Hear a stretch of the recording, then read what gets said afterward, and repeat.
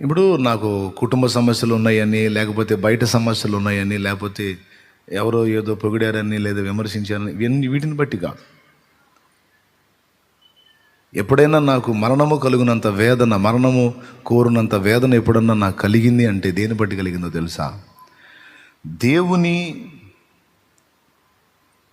ఎక్కువగా నేను సేవించలేకపోతున్నాను, దేవునికి ఎక్కువ తృప్తి కలిగించే విధంగా నేను ఉండలేకపోతున్నాను, దేవునికి ఇంకా ఎక్కువగా నమ్మకంగా నేను ఉండాలి కానీ ఉండలేకపోతున్నాను, దేవునికి ఇంకా సమీపంగా నేను వెళ్ళాలి కానీ వెళ్ళలేకపోతున్నాను, ఆ అవకాశం నాకు దొరకట్లేదు, అడ్డగించబడుతున్నాను, వెనక్కి నెట్టివేయబడుతున్నాను. నాకు ఇవన్నీ ఏమీ వద్దు, నాకు యేసయ్యకు దగ్గరగా ఉండటం కావాలి, యేసు కావాలి, యేసుతో జీవితం కావాలి, యేసుతో సాంగత్యం కావాలి, యేసుకు నాకు మధ్య ఏది తట్టుకోలేకపోతున్నాను, నాకు ఆయన కావాలి. ఒకవేళ ఆయనకు సంతృప్తికరంగా సంతోషకరంగా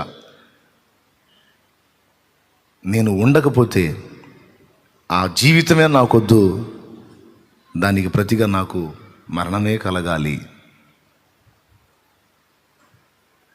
ఇది నేను ఇప్పుడు మాట్లాడటం కాదు, కొన్ని సంవత్సరాల క్రితమే ఒక పాటలో పాడుకున్నాను. అమ్మైన మరచేను కొన్ని వేళ, మరొక నువ్వు కాచేవు అన్ని వేళ, నా మంచి స్నేహితుడా మరువలేను నీ ప్రేమ, నీ ప్రేమ మరచుట కంటే మరణమే మేలు సుమా. గుర్తుందా? కొంతమంది వినలేదేమో ఈ పాట, విన్నారా? వింటే గుర్తు వస్తుంది. ఏం పాట అది? యేసుని అనురాగం నిజమైన మమకారం అనే పాట. అక్కడ నిన్ను వీడి బ్రతకడం కంటే చచ్చిదేమను. కాబట్టి నేను ఎక్కువ ఎప్పుడన్నా కృంగిపోయాను, ఎప్పుడన్నా దుఃఖపడ్డాను అంటే ఆయనను కలవవలసిన రీతిలో సరిగ్గా కలవలేకపోతున్నాను, ఆయన్ని సమీపించలేకపోతున్నాను, స్పర్శించలేకపోతున్నాను, ఆయన ఏదో నాకు దూరమైనట్టు అనిపిస్తుంది, నా చర్యలలో నేను ఆయన్ని ఎక్కువ బాధ పెడుతున్నట్టు అనిపిస్తుంది. అలా ఈ వేదన కలిగినప్పుడు నా హృదయం మరణాన్ని అపేక్షించింది. ఇది అంటే మీలో కొంతమందికి డౌట్ కదా, ఏమొచ్చిందిరా నీకు, నువ్వు సాగును కోరటానికి కారణం ఏంటన్నాడు అనుకుంటారు కదా. ఏమొచ్చిందంటే ఇది వచ్చింది. క్లారిటీ ఉంది కదా? రైట్. నిద్రపోతున్న గట్టిగా స్తోత్రం చెప్దాం. ఇంకోసారి చెబుదాం. నాకు తెలుసుగా మీరు చెబుతానే ఉంటారు. నేను నిద్రపోతున్న వాళ్ళని చెప్పమంటే మీరు లేచి ఉన్న వాళ్ళు చెబుతారు. మీరు స్తోత్రం అని ఒక్కటే అంటారు కానీ ముందేం చెప్పారు వినరు. మెలకుతున్న వాళ్ళు చెబుదాం. కానీ ఇప్పుడు నేను 4 రకాల బలహీనతలు చెప్పా. మొదటిది ఏంటి? జ్ఞాన విషయంలో బలహీనత లేదా క్యారెక్టర్. మొదటిది క్యారెక్టర్ విషయంలో బలహీనలో, రెండవది జ్ఞాన విషయంలో బలహీనలో, మూడవది శరీర బలహీనత అండి. వామ్మో, మర్చిపోయినారా? 3. నాలుగవది నిరాశ, సాతాను కలిగించేటువంటి కృంగుబాటు అనే బలహీనత. అన్నీ బాగానే ఉంటాయి. కొంతమంది ఊరికని దిగాలుగా కూర్చుంటారు. ఎప్పుడన్నా చూడ మొఖాల్లో కళా కాంతి ఉండదు, మొఖాల్లో ఎప్పుడు ఏదో నిరాశ, నిస్పృహ. సాతాను చేసే మోసం అది.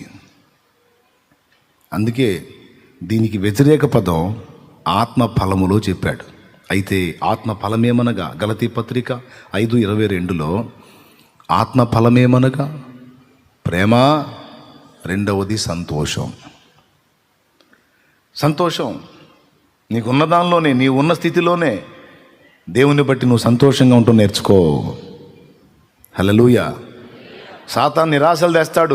అందరిని చూడు, నిన్ను చూసుకో, వాళ్ళు అలా ఉన్నారు, వీళ్ళు ఇలా ఉన్నారు, నువ్వు ఎలా ఉన్నావు, నీ బతుకెందుకు ఇట్లా ఉంది అని వాళ్ళని వీళ్ళని చూపించి, నీకు చూపించి ఈ లూసిఫర్ చేసే పనులన్నీయే. అన్నీ బాగున్నా సరే నిన్ను నిరాశలో నెడుతుంటాడు వాడు. నీకున్నంతలో నువ్వు మంచిగానే ఉన్నావు, దేవునికి స్తోత్రం. దీనికి వ్యతిరేకంగా పౌలు మాట్లాడుతూ జైల్లో తానుండి నేను జైల్లో ఉండి కూడా హ్యాపీగా ఉన్నాను. మీరు విడుదల పొంది ఉన్నారు, బయట ఉన్నారు, స్వేచ్ఛగా ఉన్నారు. మీరు ఆనందించకపోవడానికి కారణం ఏముంది? మీరు చింతపడి కృంగిపోవడానికి కారణం ఏముంది? దేనిని గూర్చి చింతపడకుడి కానీ ప్రతి విషయమును గూర్చి కృతజ్ఞతాపూర్వకముగా ప్రభువునకు విజ్ఞాపన ప్రార్థన చేసి అన్ని అప్పజెప్పండి. అప్పజెప్పి మేమేం చేయమంటావయ్యా? ప్రభువునందు ఆనందించండి. మరలా చెప్పుదును, ఆనందించండి. 2 సార్లు చెప్పాడు. ప్రభువునందు ఆనందించు, ప్రభువులో సంతోషించు, ప్రభువులో పరవశించి పాడు, ప్రభువులో పులకించు, తన్మయించు, సంతోషించు, ఉల్లసించు, ఉత్సహించు. ప్రభువునందు ఆనందించటం వలన మీకు బలం కలుగుతుంది. హల్లెలూయా. చెప్పు గట్టిగా. అది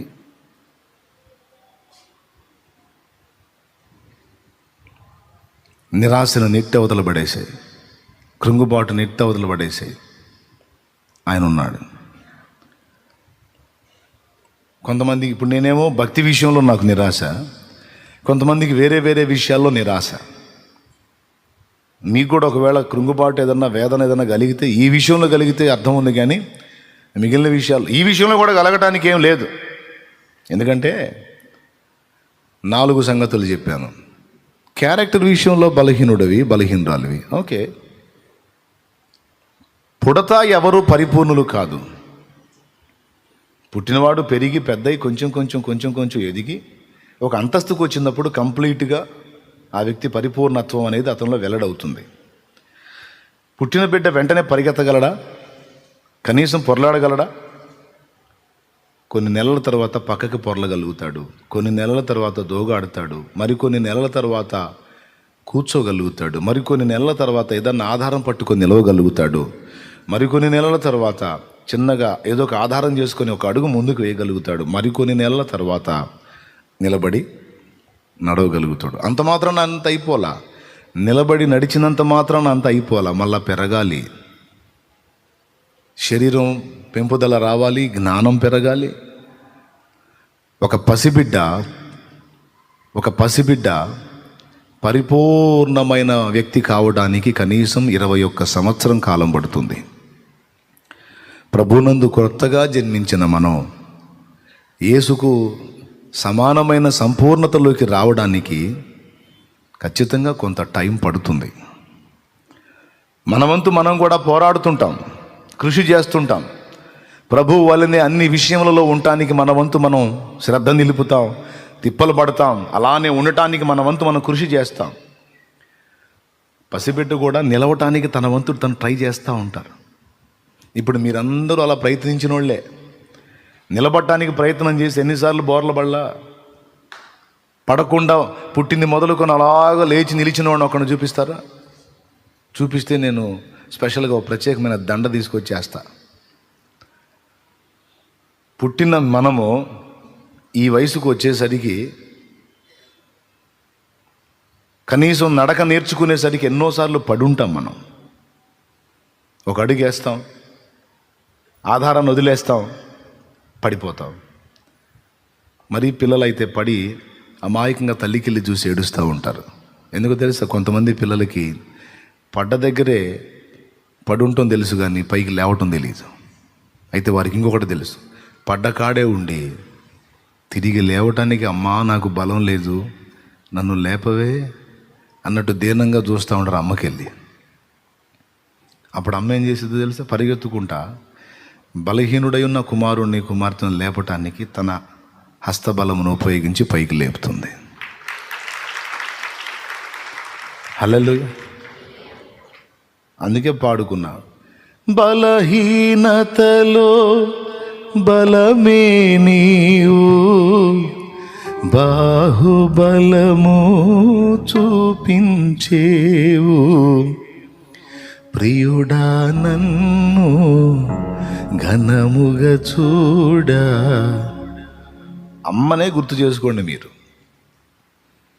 నడుస్తా ధన్వని పడ్డామనుకో, దగ్గరికి వచ్చి పెట్ట కొట్టిద్దా? ఎన్నిసార్లు పడతాడా దరిద్రుడా? ఎన్నిసార్లు పడతావు? పనికి మనోడు లే అని కొట్టిద్దా? పడి కూలబడి ఏడుస్తూ ఉంటే జాలి పడుద్ది. జాలిపడి లేనన్నా అని పక్కన వాళ్ళు అడిగిద్ది. ఎందుకు ఇంత వీక్గా ఉన్నాడు వీడు, కాస్త వాడికి పుష్టి తక్కువగా ఉందమ్మాయి, కాస్త నువ్వు మంచి ఆహారం పెట్టు వాడికి అని ఏదో సలహా చెప్తారు. ఆ రోజు పని కట్టుకొని ఇక వాడికి నిలకడకు కావాల్సిన శక్తి సమకూడున్నట్లు వాడికి స్పెషల్ ఫుడ్ ఐటెం రెడీ చేసి ఇక పెడతా ఉంటుంది. ఆ తల్లి తపన ఏంటంటే మంచి ఆహారం పెట్టాలి, వీడు ఊరికినే పడిపోతున్నాడు, వీడిని బాగా నిలబెట్టాలి అని వాడికి నడక నేర్పాలని తల్లిగా తన పోరాటం ఎట్లా చేస్తుందో తెలుసా? అదొక పనిగా పెట్టుకుంటుంది వాడికి నడక నేర్పటం. భర్త బాధ్యతలు నెరవేర్చి అతను వెళ్ళిపోయిన తర్వాత ఇంటి పనులన్నీ చూసుకొని ఇక వాడితో ఆడటం మొదలుపెట్టింది. ఆడటం అంటే ఏంటంటే వాడికి నడక నేర్పటం. ఆ బండి, నా చిన్నప్పుడు 3 గంటల బండి ఒకటి ఉండేది, చెక్క బండి. పిల్లలు కాస్త నడక నేర్చుకునే వయసుకు రాగానే పిల్లల చేతికి అది తగిలిస్తారు. ఇక వాడు అదే నెట్టుకుంటూ తిరుగుతుంటాడు. వాడి ఫీలింగ్ ఏంది, నేను బండిని నెడుతున్నాను, ఆట ఆడుతున్నాను అన్న ధ్యాసలో వాడు నడక నేర్చుకుంటాడు. ఎంతమంది నడిపారు 3 గంటల చెక్కల బండి? అందరూ నేను నడిపారా? గుర్తుందా మీకు? అంతే. తల్లిని ఊహించండి, పడ్డబిడ్డకి చేయందించి లేపి 4 అడుగులు వెనక్కి వెళ్ళి, అదిగో ఇప్పుడు నిలబడ్డావు, ఇప్పుడు వస్తున్నావు, దా దా దా దా వస్తావు దా. నువ్వు నేర్పలేదా నీ బిడ్డకి? తల్లి నువ్వు చెప్పు, నేర్పలేదా? తమ్ముడా నువ్వు నేర్పలేదా? అన్నా నువ్వు నేర్పలేదా నీ బిడ్డకి? దా ఇప్పుడు నడుస్తున్నావు దా. అది వచ్చేసావు. అబ్బా ఎన్ని కుస్తీలో.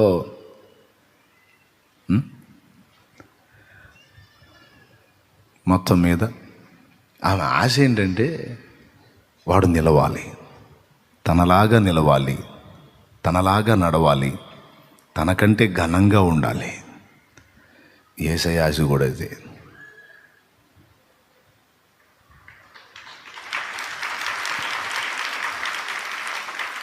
నువ్వు ఊరికనే జారిపోతున్నావు, ఊరికనే పడిపోతున్నావు, ఊరికనే కృంగిపోతున్నావు, అసలు ఏంటి నువ్వు అని విసిగించుకోడు. బాధపడవాకు, నేనున్నాగా. నీకు చేత కాకపోతే నేను నడిపిస్తా, నా చేతిని అందిస్తా, నడుస్తావు, నిలుస్తావు, గెలుస్తావు. ఎప్పటికీ యేసయ్య హృదయంలో ఉన్న ఆశ ఒక్కటే, నువ్వు ఘనంగా ఉండాలి, నువ్వు ఘనంగా ఉండాలి. నిన్ను ఆధారం చేసుకొని ఆయన ఘనత పొందాలనేది సెకండ్. అసలు ఒక తండ్రిగా ఆయన మనకు ఒక తల్లి, తండ్రి, అన్న, ప్రియుడు, అన్నీ ఆయనే. అన్నీ ఆయనే అయిన ప్రభు హృదయంలో ఉన్న గొప్ప వాంఛ ఏంటంటే, ఆయన ఆల్రెడీ గనుడు, ఆయన ఆల్రెడీ గొప్పోడు. మరి ఘనుడైన తండ్రి, గొప్పవాడైన తండ్రికి బిడ్డ విషయంలో ఏముంటుంది? వీడు కూడా ఘనతకెక్కాలి, ఈమె కూడా ఘనత పొందాలి. బలహీనతలో బలమే నీవు, బాహుబలము చూపించేవు, ప్రియుడా నన్ను ఘనముగా చూడ పరితపించేవుగా,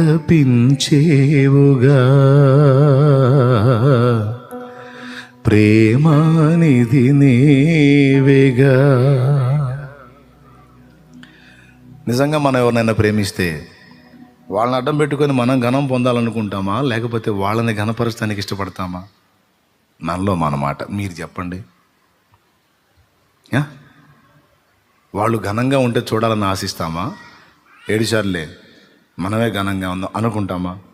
మనం ఎవరినైనా హృదయపూర్వకంగా ప్రేమిస్తే వాళ్ళు బాగుండాలి, వాళ్ళు ఘనంగా ఉండాలి, వారు గౌరవనీయంగా ఉండాలి, వారు ఉన్నతంగా ఉండాలని కోరుకుంటామా లేదా?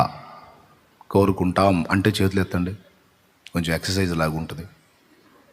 దేవునికి స్తోత్రం, హల్లెలూయా. ఇప్పుడు చెప్పు, యేసయ్య నిన్ను ప్రేమిస్తున్నాడా లేదా? ఎంత ప్రేమిస్తున్నాడు? ఎంత ప్రేమిస్తున్నాడా? ఇంత ఇంత ఇంత చెప్పలేవు, ఆ ప్రేమకు కొలతలు లేవు. హల్లెలూయా, హల్లెలూయా. ఇప్పుడు నువ్వు ప్రేమించే వ్యక్తి ఘనంగా ఉండాలని నువ్వు కోరుకోవటం న్యాయమే, కోరుకుంటావు తప్పనిసరిగా. మరి నిన్ను ప్రేమించే యేసయ్య కోరుకోడా? నిశ్చయంగా కోరుకుంటాడు. మనం ఆయన్ని ప్రేమిస్తున్నాం, అందుకే ఆయన్ని ఘనపరుచుకోవటంలో తృప్తి వెతుకుతాం. మనం ఆయన్ని ఘనపరుచుకోవటంలో ఆనందాన్ని వెతుక్కుంటాం మనం, ఎందుకంటే ఆయన్ని ప్రేమిస్తున్నాం. మనల్ని వచ్చి ఎవరైనా పొగిడితే అసలు మీరు నిజంగా అంత గొప్పోళ్ళండి, అంతండి ఎంతండి అంటే నాదే ఉందిరా బాబు, అంత ఆయింది. ఈ ఘనత అంతా తీసుకెళ్ళి ఆయనకి ఆపాదిస్తూ ఉంటాం. ఆయన్ని ఘనపరుచుకోవడానికి ఇష్టపడతాం. ఎవరైనా ఆయన్ని ఘనపరుస్తూ ఉంటే తృప్తిగా ఉంటుంది మనకి. ఎవరైనా ఆయన్ని స్తోత్రిస్తూ ఉంటే, ఆరాధిస్తూ ఉంటే, ఎక్కడైనా మరీ కొన్ని చోట్లయితే వేరే భాష వాళ్ళు కూడా యేసయ్యని గురించి పాడుతూ మాట్లాడుతూ ఉంటే భాష మనకు అర్థం కాకపోయినా ఆ స్తోత్రం, ఆ స్తుతి అనే పదాలు అర్థమైనా, హల్లెలూయా అనే పదం అర్థమైనా, ఇది యేసయ్యదే, వీళ్ళంతా ప్రభువునే మహిమపరుస్తున్నారని ఎంత ఆనందంగా ఉంటుంది మనకి, ఎంత సంతోషంగా ఉంటుంది. ఎందుకు? ఆయన్ని మనం ప్రేమిస్తున్నాం. ఆయన ఘనత పొందుతుంటే అది మనకు తృప్తి. సేమ్ ఫీలింగ్ యేసయ్యకి కూడా. నేను వీరిని ప్రేమిస్తున్నాను, వీరు నా వల్ల ఎప్పుడు ఘనత పొందుతారో, ఎప్పుడు వీరు ఘనంగా తయారవుతారో అని ఆయన ఆశ. తల్లి కోరిక కూడా అదే. ఒకవేళ తల్లి గనురాలై ఉంటే నాకంటే ఘనతకెక్కాలి నా కొడుకు, నా కూతురు అనుకుంటుంది అమ్మ. నాన్న ఘనుడై ఉంటే నాకంటే ఘనంగా నా పిల్లలు తయారు కావాలి అనుకుంటాడు. ఇంకా చెప్పాలంటే తండ్రిగా ఉన్న అతన్ని ఘనపరిచే దానికన్నా ఆయన పిల్లల గురించి అవతలి వాళ్ళు ఘనంగా మాట్లాడుతుంటే ఇతడు లోకాన్నే జయించినంత ఆనందంగా ఫీల్ అవుతుంటాడు. నువ్వు చెప్పు బ్రదర్, జనం నిన్ను ఘనంగా మాట్లాడితే బాగుంటుందా, నీ సంతానాన్ని ఘనపరిచి మాట్లాడితే నీకు ఎక్కువ తృప్తిగా ఉంటుందా? చెప్పు, నిజం చెప్పు.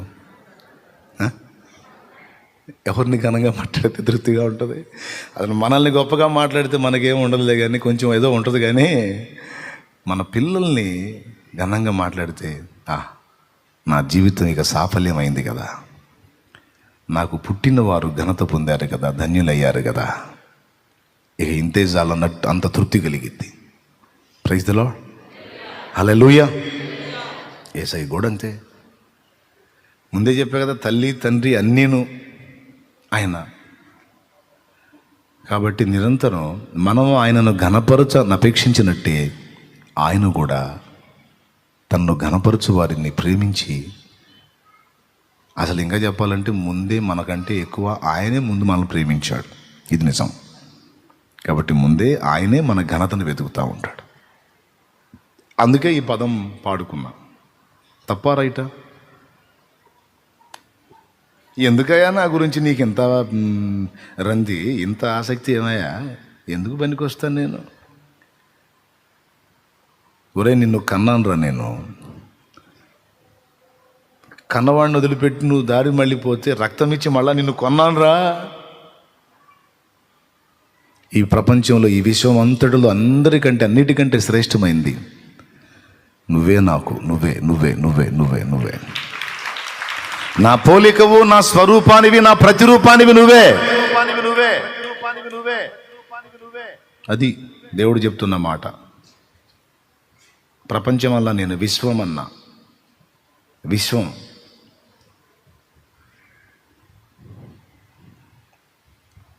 ఓకే. కాబట్టి జారి పడిన వేళ పడ్డ చోటని నిన్ను వదిలిపెట్టడు, తన బాహుబలము చేత నిన్ను తిరిగి లేపాడు.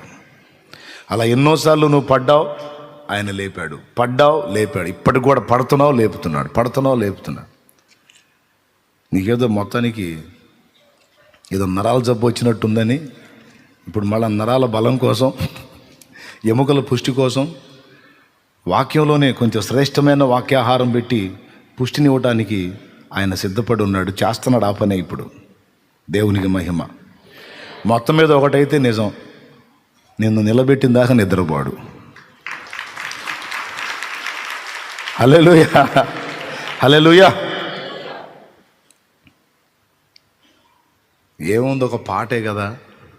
చూడు, దాని వెనక ఒక ప్రసంగం ఉంది. దేవునికి స్తోత్రం. ఇప్పుడు అందరూ పాడండి. బలహీనతలో బలమే నీవు, బాహుబలము చూపించేవు,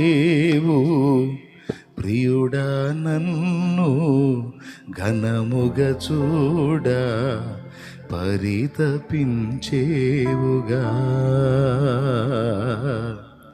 ప్రేమానిధి నేవేగా.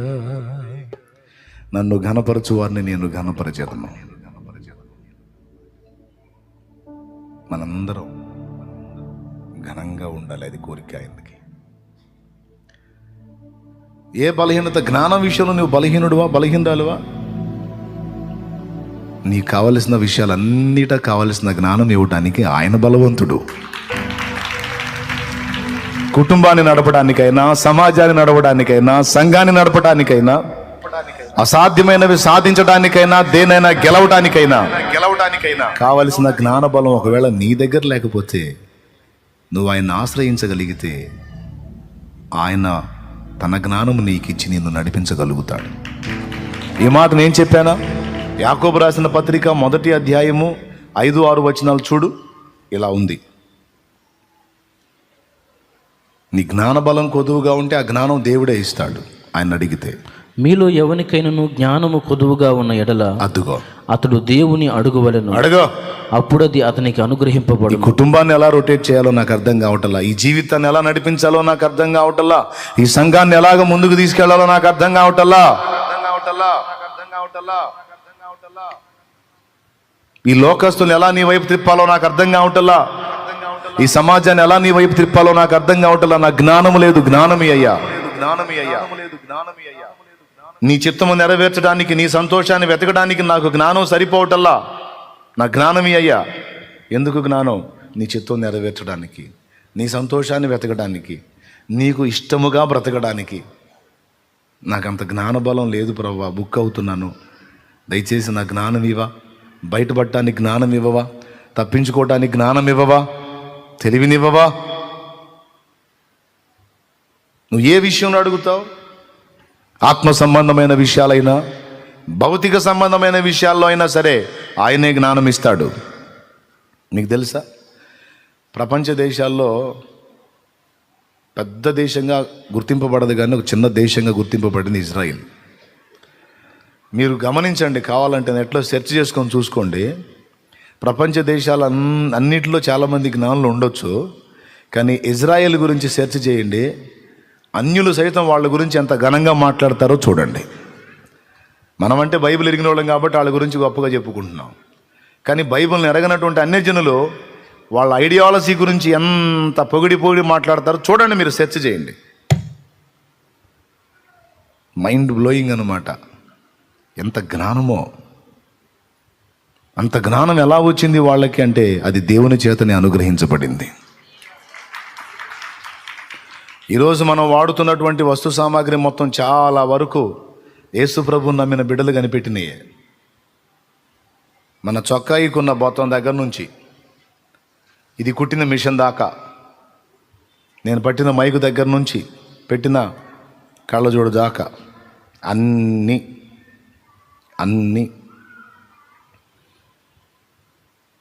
అందులో కనీసం 98% యేసు ప్రభువుని నమ్ముకున్న బిడ్డలు కనిపెట్టినాయే.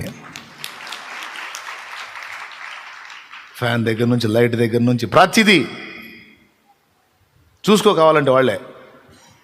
అంటే అందరి వంటి ఆలోచన కాకుండా భిన్నంగా ఆలోచించి, డిఫరెంట్గా ఆలోచించి, కొత్త ఆవిష్కరణలను చేసి ప్రజలకు సౌకర్యం అన్ని అందుబాటులోకి వచ్చేటట్టు చేయడానికి వారికి దేవుడు జ్ఞానం ఇచ్చాడు.